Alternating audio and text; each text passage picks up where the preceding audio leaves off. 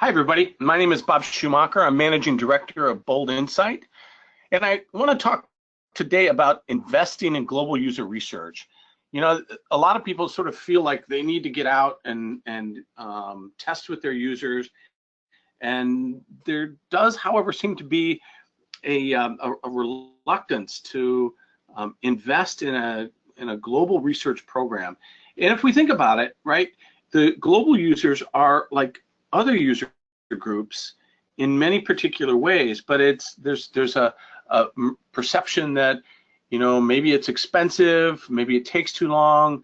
The fact of the matter is, you know, when we really think about global user research, there's a really good argument to be made. And these arguments really come down to three particular points. The first is, you know, if we're comfortable in our own markets, and we understand that maybe there might be 2 or 3 different user groups that we need to touch because there's going to be 2 or 3 different kinds of users or tasks or contexts that are important. The same holds true when we look at global testing.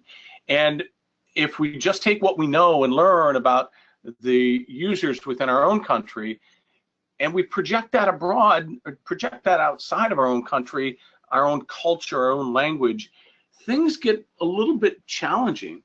And so we need to be able to get out and get closer to those customers. I've seen many cases. We've been doing global user research for about 15 to 20 years, and I've seen so many cases where things that appear to be obvious to the researcher here in the US, for example, once they go abroad and put it in front of users, they learn things, and they learn a lot, and they bring that back so that localization has to be done appropriately.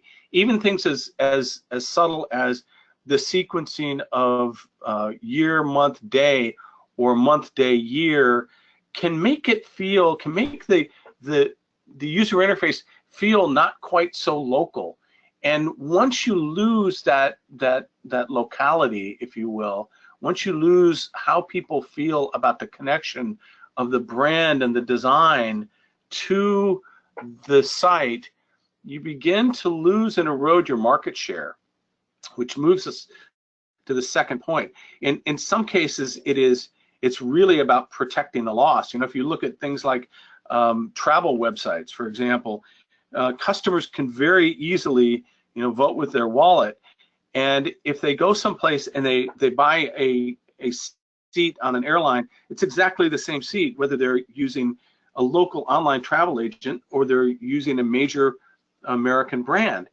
And if the site feels better, if the site feels more trustworthy because they understand my culture, they understand how I think about the world, then you're much more likely to use the site that feels better for your own person, for your own market. So really getting out, understanding the elements of design, but not only designing that, but testing it and retesting it so that those things that are important get expressed in the design.